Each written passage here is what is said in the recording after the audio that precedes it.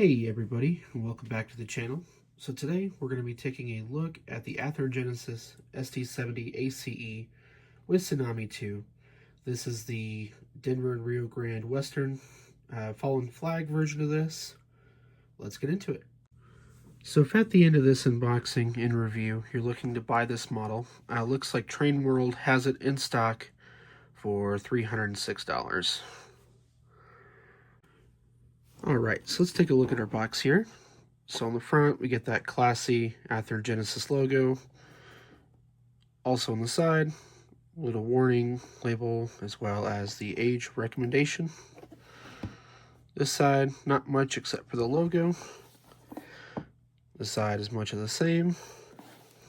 Finally, on this side, we get that plate. And finally, on this side, we see the information for the model. Okay, so I've already cut the tape, so let's just see if we can slide this guy off. There we go. Set that off to the side. So let's take the top layer of foam off. So we start off here with our exploded parts diagram. There we go.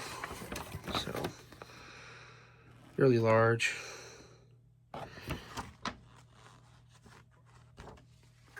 And then next, we've got our Athearn News card, as well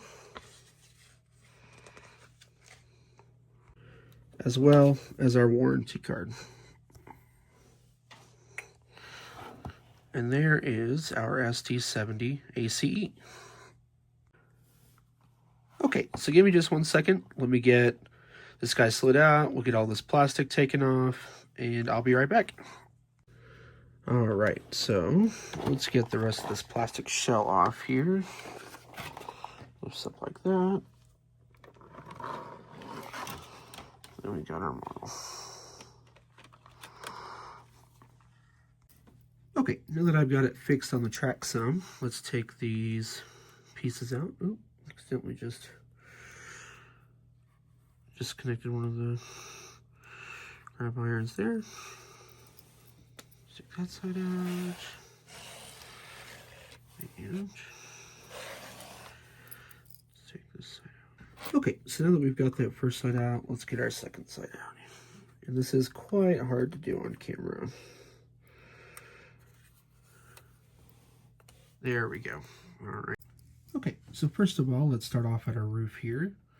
So, as you can see, we've got our PTC antenna array, as well as our see-through windows and our window shade.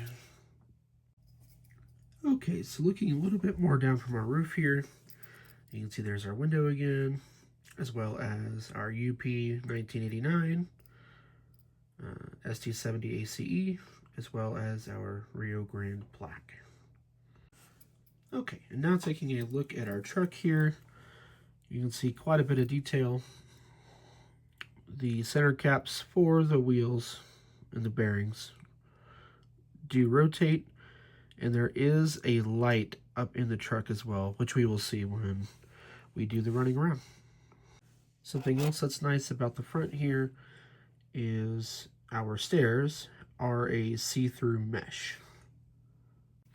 Alright, so looking at the front here, you can see obviously our headlight, number board lights. These do light up along with the headlight,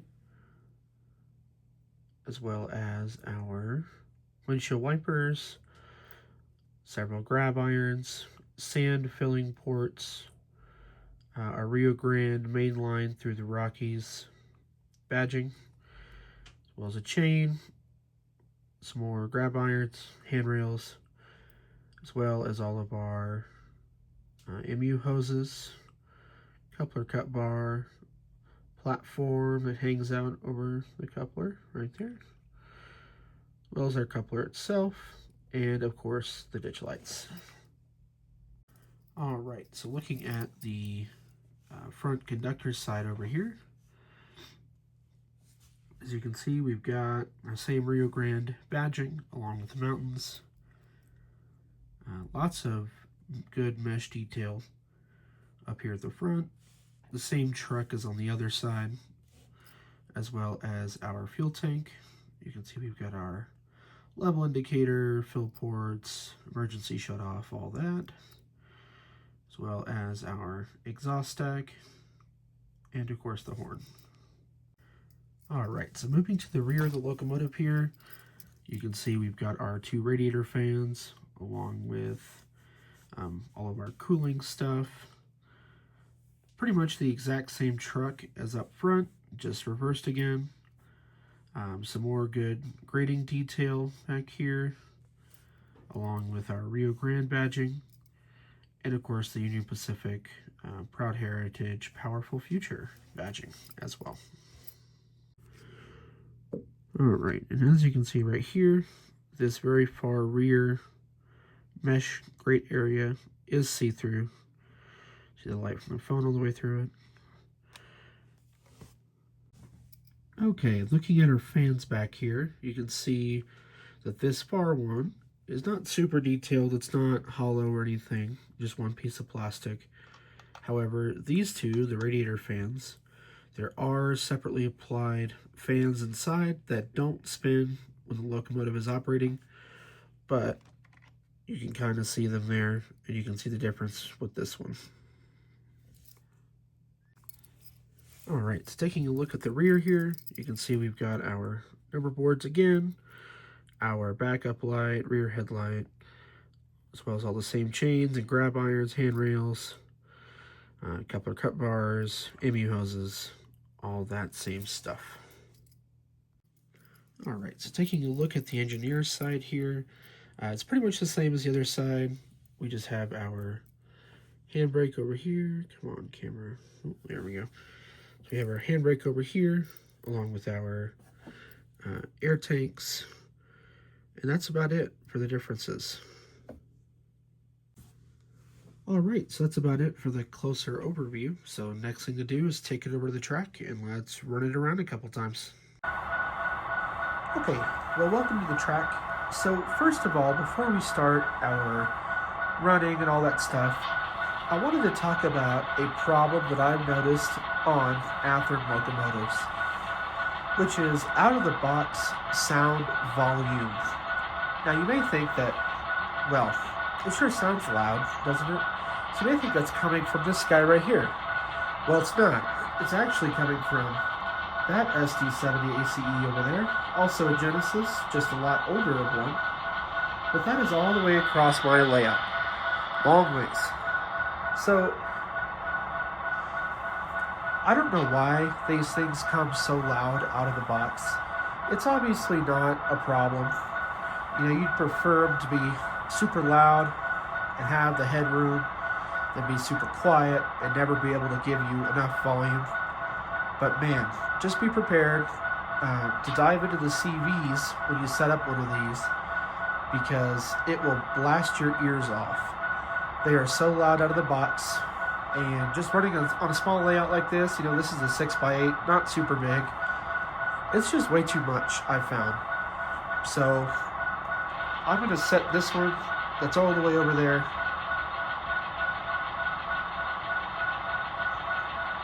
So let's just turn this guy down a little bit. So we're going to do, I'll show you. So here's our NC power cab. So let's go into, okay, so here's our NCE power cab. We've got that locomotive all the way over there selected. So the CV is going to be 128.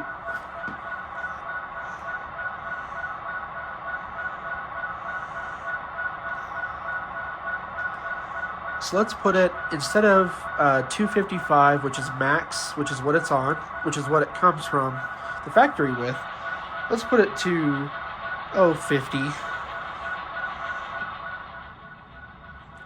And so now it's obviously way quieter, but it's way more reasonable, I think. Again, it's better for it to be too loud than not loud enough, but man, it is way too loud out of the box. So just be prepared to adjust that. If you like it super, super, super loud, then it's certainly got that. and it comes with that. If you don't, like I don't, then that's how you change it. CV is 128, and you can adjust that to whatever you want. Bottom being, I believe, 1, and max being 255. So I have this set on 50. And again, this is still all coming from that one over there, not at all from this one. This one is muted. It's all from that one. So if we mute that one, come back to our 1989 here. That is max. But again, let's do CV number 128. And let's put this one on 25. So this is only, that far from the camera, not super far. And that's just, it's a lot quieter. In fact, this is probably a little bit quieter than even I would like. But, I mean, just for pure enjoyment of it, it doesn't have to be super, super loud. It's not competing with anything, really. I mean, unless you have other trains. Although I find that even if you do turn it down to like 100 or 125, about half, even that will still be too much, and it'll overpower basically anything else in the layout. So, yep, let's get into looking at our lights and stuff. And at least for the lights, I'm going to do it on mute just because it's still too loud. And we will take a look at that. Here we go. Okay, so I know it's not on mute. We're just going to leave it not on mute. 25 is a lot better for volume. So let's check out the lights, and we'll do sounds as well. So let's throw our headlight on. There you go. As well as our ditch lights, and of course the lit number boards. They flicker on camera. They don't flicker in real life. They look pretty good. As well as, you can't really see it. I did just break my pointer, but there are lights on the trucks, which I mentioned. Those are always on, even if none of the other lights are on. So just keep that in mind. Okay, so here's the lights off in the room, and you can better see the number boards, headlight, ditch lights, all that. But now the lit truck becomes a lot easier to see. So it's a pretty good little light. The rear trucks are not lit, it's only the front ones. And of course it's lit on both sides. Okay, with the lights back on, let's listen to our sounds. So we'll do our horn first.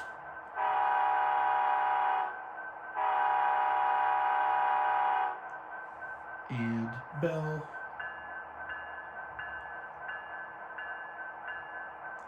And of course, with the Tsunami 2 decoder, we get some other sound effects. So, 2 is going to be our long horn. 3 is our short horn. And then we have 7, which is crew talk, which is pretty hard to hear. It's kind of a casualty of turning the volume down a lot. I have not figured out a way to just turn the prime mover volume down and leave everything else unchanged, which is how I would prefer it. But since it seems like you can only do all or nothing, I'd rather have it a little bit quieter than max volume, which would totally blow out the microphone for the camera.